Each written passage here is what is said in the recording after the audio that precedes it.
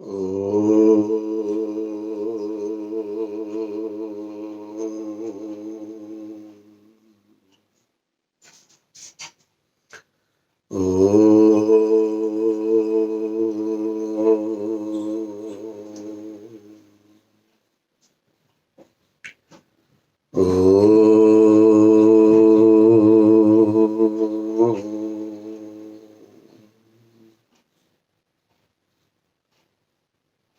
ओम। कल का जो हमारा वीडियो था वो था ईश्वर की स्तुति के ऊपर, ईश्वर का गुणगान हम कैसे करें। आज का यह वीडियो उसी के साथ उसकी अगली कड़ी है हमारी, वो है प्रार्थना। तो स्तुति को कल हमने जाना, जिन्होंने कल का वीडियो नहीं देखा वो मेरा कल का वीडियो अवश्य देखें। अब प्रार्थना भी ईश्वर से हमें करनी चाहिए। प्रार्थना हम किस बात के लिए, किसके लिए करें? बहुत से लोग कहते हैं कि धन संपत्ति के लिए हम प्रार्थना करें। बहुत से लोगों का विचार होता है स्वास्थ्य के लिए प्रार्थना करेंगे। तो अन्य कई भी पदार्थ वस्तुएं जो हमें जीवन में हमें प्राप्त करनी है, उनके लिए शायद हम प्रार्थना को अपने जीवन में लाने का प्रयत्न करेंगे। तो हम प्रार्थना कर रहे हैं इन सभी बातों के लिए, लेकिन सर्वोत्तम जो प्रार्थना है वो प्रार्थना है कि हम परमात्मा से अपनी सद्बुद्धि के लिए प्रार्थना करें।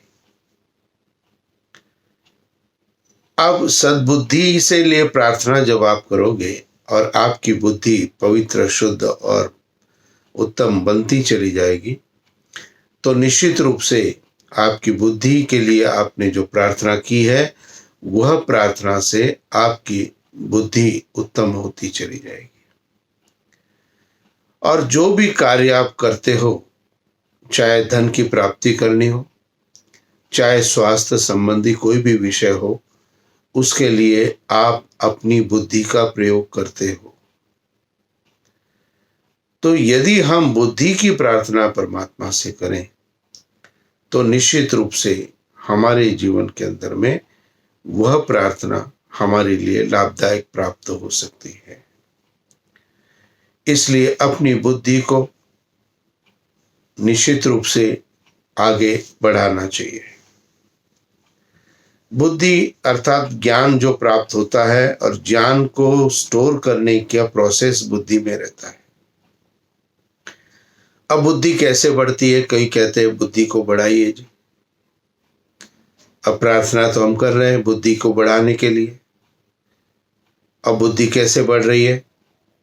तो एक बालक प्रत्येक दिन 8 घंटे तक गायत्री मंत्र का यदि पाठ कर रहा हो और पढ़ाई नहीं कर रहा हो, तो 1 साल बाद भी उसकी बुद्धि कैसे रहेगी?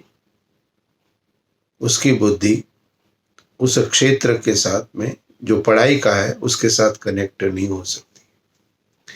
क्यों? क्योंकि उसने प्रार्थना तो की है, लेकिन उस प्रार्थना के लिए उसने कोई पुरुषार्थ नहीं किया है। हम भी कहीं ना कहीं अपनी व्यक्तिगत व्यवस्था में इस बात को देखते हैं कि हमारे जीवन के अंदर में हम प्रार्थना तो बहुत करते हैं, प्रार्थना हम हर समय करते जाते हैं, लेकिन प्रार्थना के लिए हम कार्य नहीं करते। और ध्यान रखिए, यदि प्रार्थना के साथ उस प्रार्थना के लिए कार्य यदि आप नहीं करोगे तो ईश्वर से आपकी प्रार्थना सिद्ध नहीं हो सकती। पुरुषार्थ आवश्यक है, इसलिए प्रार्थना के लिए पुरुषार्थ को आवश्यक बताया है। तो इसलिए जो भी प्रार्थना आप ईश्वर से कर रहे हो, आपकी अपनी वर्तमान स्थिति में कोई भी आपकी प्रार्थना व्यक्तिगत हो सकती है, उसके लिए आपने सही प्रकार से कार्य को करना है। और मैं आपको एक विश्वास दिलाने का प्रयत्न कर सकता हूं अपने अनुभव के माध्यम से कि कभी भी जब भी आप किसी भी बात की प्राप्ति के लिए ईश्वर से प्रार्थना करते हो और उस प्रार्थना के साथ जब आप अपने कर्म में प्रवृत्त होने का विचार प्रारंभ करते हुए कर्म करना प्रारंभ करते हो, आपको आश्चर्य होगा कि आपकी प्रार्थना में कैसे पंख लग गए और आपकी प्रार्थना धीरे धीरे सिद्धि को प्राप्त हो रही है। इसलिए हो रही क्योंकि आपकी प्रार्थना के साथ आपने अपने पुरुषार्थ को जोड़ दिया है। अधिकतर हम कभी ईश्वर का धन्यवाद तो नहीं करते। अधिकतर समय, ज्यादातर प्रार्थना के समय दैनिक प्रक्रिया में हम करते हैं। अधिकतर समय हम ईश्वर का बैठ करके ज्यादा से ज्यादा समय ध्यान भी नहीं करते। आधा घंटा सुबह, आधा घंटा शाम को, ये शास्त्रोक्त वचन है, ध्यान के लिए बैठना चाहिए, लेकिन हम नहीं बैठते। तो ईश्वर के ध्यान के लिए भी हम पूर्णतः समय नहीं दे रहे हैं। न हम ईश्वर की स्तुति कर रहे हैं, न हम ईश्वर की उपासना कर रहे हैं, लेकिन हम हर समय एक चीज हमारे अंदर होती है, वो होती ईश्वर से प्रार्थना। ध्यान रखिए, आपकी प्रार्थना तब सफल होगी जब आपकी स्तुति और उपासना आपका मेल खा लेगी। अभी 7 तारीख को 7 जून 20 को मेरा जो वीडियो मैंने संडे पारिवारिक प्रवचन में दिया है, वो गायत्री मंत्र पर दिया है।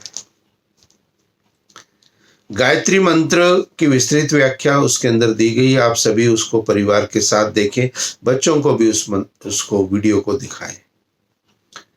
और इसीलिए मैं आग्रह करता हूं कि आपके परिवार के सभी के घर में जितने भी मेंबर हैं, उन सभी मेंबरों में मेरा चैनल सब्सक्राइब आप कर दें। ऑटोमेटिक उनको भी प्राप्त हो जाएंगे जैसे आपको प्राप्त होते हैं। तो बुद्धि की प्रार्थना हमने गायत्री मंत्र में की।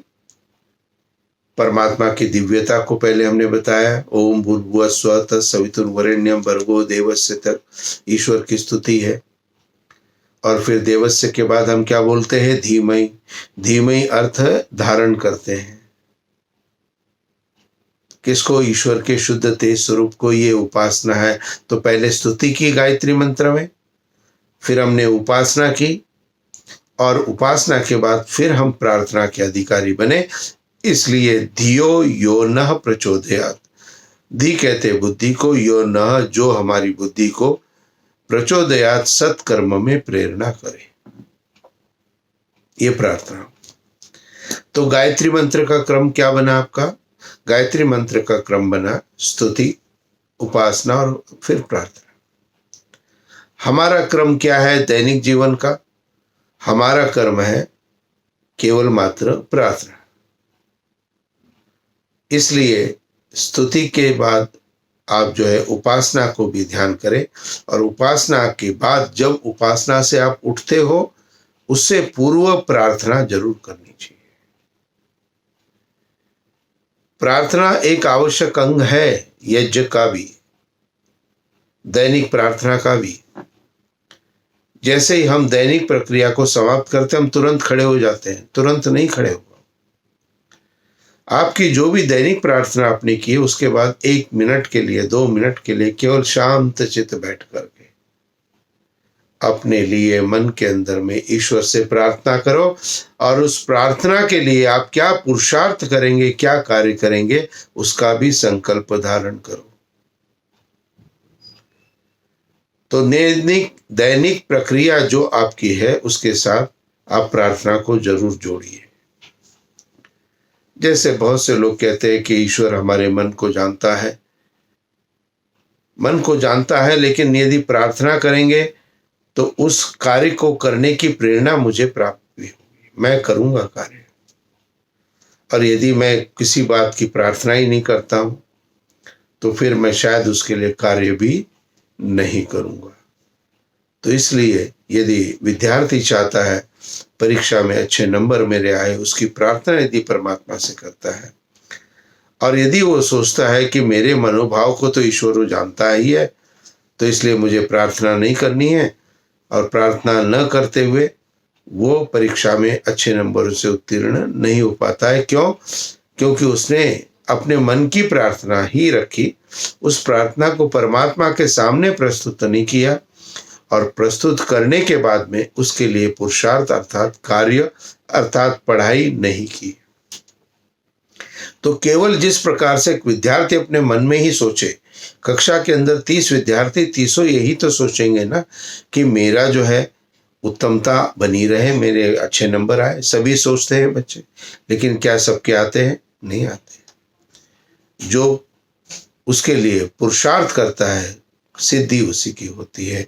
इसलिए आपकी जो भी प्रार्थना हो, जो भी आपकी दैनिक आवश्यकता हो, जो भी आपकी सामूहिक आवश्यकता हो, उसके लिए आप स्वयं कार्य करना प्रारंभ करो, और उससे आपकी प्रार्थना सिद्ध होने का आपको विश्वास हो सकता है। आपका प्रयत्न आपकी प्रार्थना की सिद्धि को प्राप्त करा सकता है। जब भी कभी परिवारों के अंदर मैं यज्ञ आदि कराने जाता हूं, तो मैं जब पूछता हूं सब लोग आप क्या चाहते हो, तो अधिकतर प्रसंगों में, अधिकतर जगह पर केवल एक ही बात होती है, घर के अंदर शांति की आवश्यकता है। आज परिवार के अंदर शांति की कमी है। शांतमय वातावरण परिवार के अंदर नहीं है। तो शांतमय वातावरण के लिए क्या करना चाहिए? शांतमय वातावरण के लिए आपको यदि प्रार्थना करनी है परमात्मा से कि मेरे परिवार के अंदर शांतमय एक वातावरण रहे, अर्थात शांति की प्रार्थना यदि आप कर रहे हो, तो सर्वप्रथम आपको स्वयं शांत रहना पड़ेगा। आज प्रातःकाल आपने प्रार्थना की, और उस प्रार्थना के लिए आप कार्य करो, पुरुषार्थ को करना प्रारंभ करो, और विचार करते हुए अपने स्थान से उठ के खड़े हो कि आज मैं रात्रि को सोने तक अपने मन को शांत रखने का प्रयत्न करूंगा।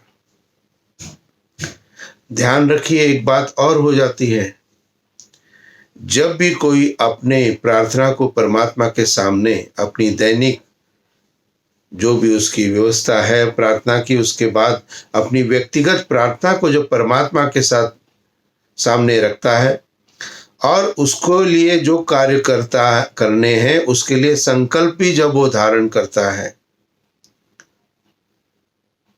तो निश्चित रूप से उसकी परीक्षा प्रारंभ हो जाती है। मान लीजिए आपने इस प्रार्थना को ध्यान किया कि आज मुझे दिन भर क्रोध नहीं करना है, और उसके लिए पुरुषार्थ है कि अपने मन को शांत रखेंगे, और कभी भी क्रोध की स्थिति उत्पन्न होने के बाद भी मैं क्रोध नहीं करूंगा। ये उपाय आपने अपने मन में धारण किया। अब आप प्रार्थना करके उठ गए, खड़े हो गए। अब रात्रि तक का समय लगभग 12 घंटे आपके पास में है, 14 घंटे, 16 घंटे है। इन 16 घंटों में अनेकों बार ऐसी परिस्थिति उत्पन्न होगी जब क्रोध की स्थिति उत्पन्न होगी, लेकिन आपने उस परिस्थिति के अंदर अपने क्रोध को अत्यधिक प्रकट नहीं करना है।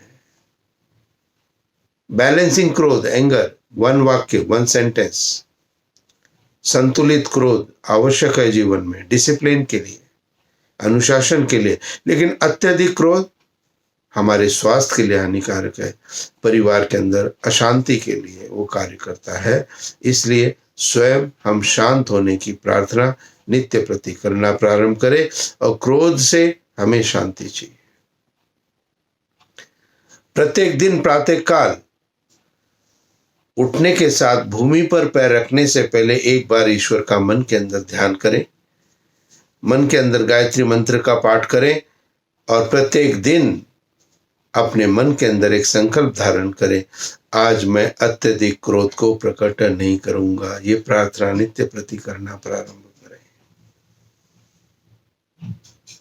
परिस्थितियां आएंगी, वातावरण बनेगा, और वह आपकी परीक्षा के लिए होगा। किसके लिए? आपकी परीक्षा के लिए। जब भी कभी आप निर्णय करते हो, ईश्वर आपकी परीक्षा लेता है। इसलिए वातावरण तो उत्पन्न हो गया, उस वातावरण में यदि मैंने क्रोध नहीं किया तो इसका अर्थ क्या हो गया, मैं अपनी परीक्षा में पास हो गया। लेकिन अधिकतर समय हम संकल्प तो लेते हैं, लेकिन उस संकल्प को हम तोड़ देते हैं, अर्थात हम ईश्वर की परीक्षा में फेल हो जाते हैं। और फेल हो गए तो फिर प्रमोशन होगा क्या, प्रमोट कर दिए जाएंगे क्या, नहीं किए जाएंगे। तो इसलिए यदि हमें उत्तरोत्तर अपने जीवन को, अपने व्यक्तिगत मन के अंतःकरण को, बुद्धि को, चित्त को, जो भी आपके पास है उसके अंदर उत्तरोत्तर यदि आप वृद्धि चाहते हो, तो आप अपने संकल्पों को दृढ़ता के साथ पालन करना प्रारंभ करो, और उस पालन के साथ आपके जीवन में उन्नति आपको प्राप्त हो सकती है। तो इसलिए स्तुति जहाँ तक हम करते हैं, उसके पश्चात प्रार्थना भी एक जीवन का आवश्यक अंग है। लेकिन स्तुति और प्रार्थना के बीच में जो एक है वो है उपासना। गायत्री मंत्र का सीक्वेंस मैंने अभी आपको बताया, उसको जरूर ध्यान रखें, स्तुति, उपासना और प्रार्थना। तो आज मैंने व्याख्या कर दी आपको प्रार्थना की, कल मैंने की थी स्तुति की, अब कल मैं जो है उपासना की व्याख्या आपको करूंगा, और उपासना को आपने स्तुति के साथ में धारण करना है, और फिर प्रार्थना को थर्ड पार्ट में आपने रखना है।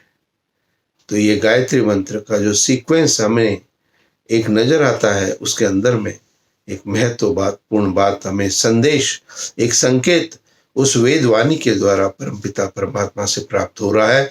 इसलिए हम अपने जीवन को स्तुति, उपासना और प्रार्थना के अनुसार चलाने का प्रारंभ करें। इति ओम शांति शांति शांति।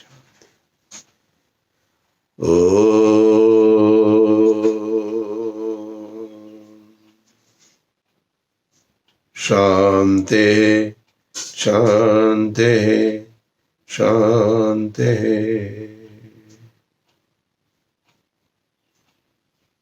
नमस्ते जी।